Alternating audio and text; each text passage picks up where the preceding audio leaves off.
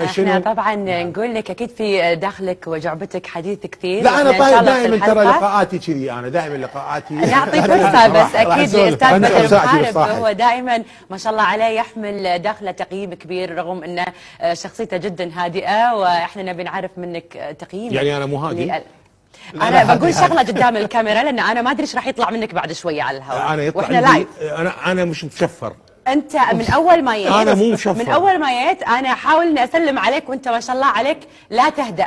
فانا بقول لك احنا في منبر اعلامي، في برنامج عندنا ساعه كامله لك ولا وبنسولف عن كل شيء بخاطرك فيه. انت ازعلك اني انا قلت مثلا سلق بيض؟ هل ازعلك اني ذكرت اسماء معينه؟ هذا رايك ومثلك انت وانت شخص في الدراما وانت شخص واجهت انتقادات كثيره اساسا حتى على اعمالك، ومن حق كل شخص ان يبدي رايه ويوضح من خلال برنامجنا، ولكن انت قاعد تتكلم في كل المواضيع مع بعض، فاحنا بنروح محور ورا محور. يعني بعد ما يعني بعنا قناه فلاش. نعم. الحقيقه انتجت اول، يعني انا قبل منتج فيلم اسمه منتصف الليل، وبعدين انتجت فيلم اليسا خطفها جميل، فيلم التجاره شطاره. نعم. فيلم مع الخطر. صار اتجاهك للسينما اكثر شيء. انا احب السينما. نعم.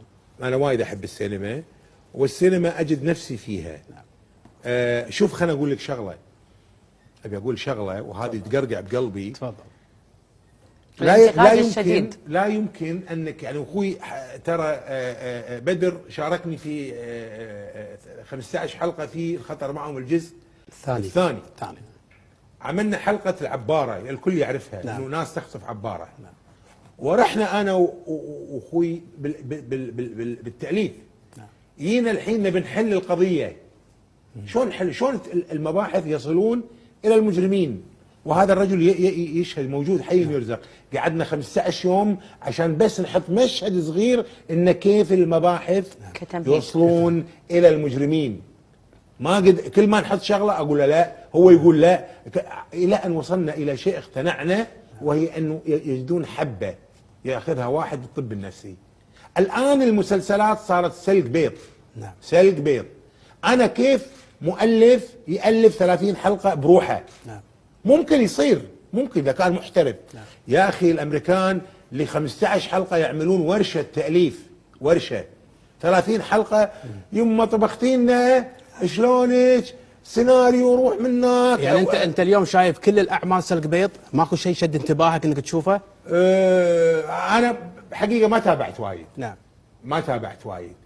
يعني انت من ساعه تكلمت عن مسلسل الاخت رمان، حياه الفهد. نعم. رمانه يعني نوعا ما شفت منه كم حلقه، في نوع من الكوميديا يعني. نعم. في حياه تحاول تعمل كوميديا، يعني هي كوميديانه سوزان، ممثله كبيره. نعم. ما نقول عنها، بعد الشباب اللي معاها. يعني انا اريد، يعني مو انا اريد، الناس. نعم. تبي والناس تشكي، تريد اعمال تعالج قضايانا الموجوده الان. كتابنا مثل بدر محارب فلان ليش اعتزلوا؟ ابو خالد بس انا راح ادش معك، راح نتكلم عن هذا الموضوع، بس كلمه سلق بيض كلمه مو سهله اليوم. لا سلق بيض. لما تقول سلق بيض من المسؤول؟ من المسؤول؟ المنتج، المخرج، المؤلف؟ من المسؤول؟ المنتج تاجر. اي من المسؤول؟ انا اقول لك المنتج. انت حدد لي نقاطك، قلت لي كلمه سلق بيض، حدد لي من المسؤول. اي معلش، المنتج تاجر. المنتج تاجر، عنده فلوس ما عنده مشكله. ومنو عندنا منتجين الان؟ عندنا اثنين، عفوا الساعه طاحت من عندنا منتجين اثنين. نعم. زين؟ ما ابي اذكر اسماء، خلينا نذكر اسماء. باسم والاخ عامر الصباح. نعم. عامر الصباح رجل تاجر، جاي بفلوسه يبي ينتج، صح ولا لا؟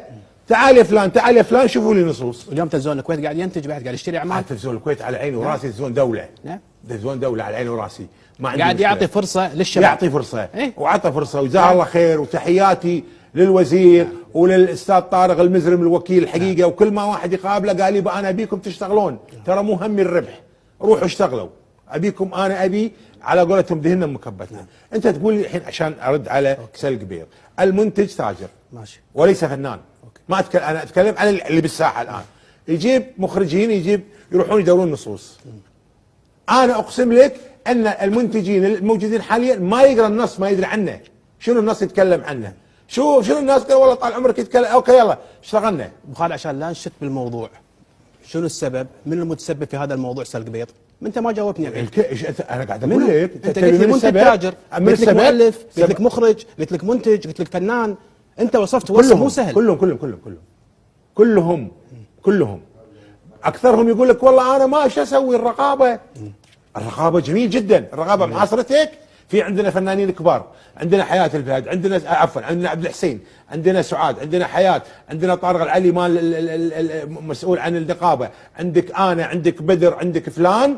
نذهب الى وزير الاعلام، يا وزير الاعلام الله يرحم والديك، ترى الرقابه محاصريننا، رغم ان الرقابه الان يرأسها اخ عزيز خالد الرشيدي الوكيل، انسان محترم ابن التلفزيون، لكن هم الرجل يبي متنفس. فانت لما تروح الوزير وتكلمه وتقول له يا مع الوزير ترى انتم وايد مضايقين علينا، خلونا نتكلم بامور طيبه، خلونا نتكلم عن قضايا تمس المجتمع، لمتى زواج طلاق حبني احبك ما شنو. احنا طبعا نقول لك اكيد في داخلك وجعبتك حديث كثير. لا انا طيب دائما ترى لقاءاتي كذي، انا دائما لقاءاتي نعطي فرصه بس اكيد الاستاذ بدر محارب هو دائما ما شاء الله عليه يحمل داخله تقييم كبير، رغم انه شخصيته جدا هادئه، واحنا نبي نعرف منك تقييم. يعني انا مو هادي؟ انا بقول شغله قدام الكاميرا لان انا ما ادري ايش راح يطلع منك بعد شويه على الهواء. انا يطلع واحنا لايف. انا مش مشفر. انت من اول ما جيت انا مو مشفر، من اول ما جيت انا احاول اني اسلم عليك وانت ما شاء الله عليك لا تهدأ.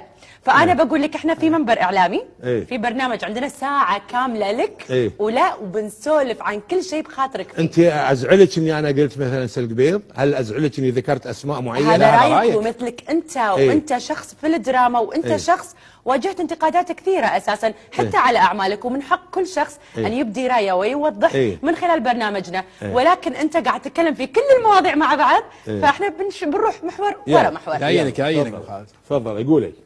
مع الاستاذ شو نقيم الاعمال اللي موجوده؟ شو نقيم؟ الاعمال اللي موجوده، هل انت توافق الراي بانه يقول ان الاعمال اللي موجوده الان غبر 10 دقائق تونا احنا اكثر من 10 دقائق ما شاء الله وسكت الحين. لا هو ما يقدر نقول سلق بيض، هذا تعميم يعني مرفوض. نعم يعني اكيد في عمل يجوز لانه هو ما اشتغل في هالسنه، ما شاف كل الاعمال، ما يقدر يقيم يقول كلهم سلق بيض. مع انه هو ما يرضى على نفسه لما يعمل عمل في السينما يطلع في كل السوشيال ميديا ويقول برفع قضايا وبسوي كذا وبسوي كذا لكل من يتحدث عن. لا يتقبل اذا هو انا اذا انتقدت وخصصت صفحات الانتقاد فاتقبل بكل رحاب الصدر اي نقد لاي عمل اكتبه، وبالعكس اشكر اللي انتقدني. ما احب اجامل واحنا نحب الصراحه، دائما في صراحه نحب الصراحه. قالت الاخت ان انا انتقدوني وكنت ارفع قضايا، الانتقاد غير والسب غير. لما اقول الفيلم عفوا على الكلمه خايس، فيلم الامانه عمري ما ادري الافلام هذا اكيد انا يقيضني، لكن تعال انتقدني بشكل لطيف. وانا ما رفعت ولا، وقسما بالله مكتب الشيخ داود والمحامي مالي اخذت كل القضايا قلت له شقهم قطهم، ما رفعت ولا على اي مقرر قضيه. عرفت؟ انا اللي يحز في خاطري واللي يخليني اتنرفز لانه انا ابن هذا الوسط. احنا عاشرنا ويدري بدر كنا نعمل مع المرحوم فؤاد الشطي ومع كذا، لكن لما انا ارى مسلسلات تتشابه وامور تتشابه هذا يحرك. يعني بتقولي ليش ما انا انتج؟ يعني كنا بنقول لك كنت تنتج وكنت تعمل. انا ما انتجت الا الخطر معهم. ليش وقفت؟ ما قلت لك انا رحت انا عملت قناه تلفزيونيه وابتعدت عن الوسط، وبعد رجعتي انتجت افلام سينمائيه، وافلامي لله الحمد وهاي السنه تشهد يسمعوني تحقق المركز الاول مع افلام امريكيه. اذا هذا شيء جميل. وانا ما فيلم الاكشن اللي انتجته انا مو كله اكشن عزيزتي، انا انتجت. انت معروف ان انت افلامك كلها اكشن. صح استاذ بدر؟ هو معروف في منطقه الاكشن.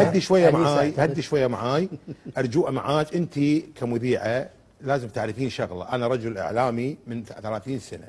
انت كمذيعه لا تدافعين عن احد، بل تستمعين رايي بشكل محايد. وانا انت قاعد تدافعين عن الناس وانا اعرف ما هو ما المقصود. لا لا معلش حتى نكمل هذا اللقاء بلطف انا اعرف تماما، واعرف حتى يوم قابلتيني تزول الكويت مع باسم انا اعرف هالموضوع، انا اعرف تماما اختي. لحظه احنا على الهواء، انا مع منو؟ ما قلت لي احنا مع منو؟ كنا مع انا وباسم عبد الامين. اي ادافع عن منو؟ انا لا لي انا قاعد اقول لك لو تكرمت. تحب الافتعال وافتعال الامور بلا شيء. ما اعرفك انا شخصيا اساسا. حلو.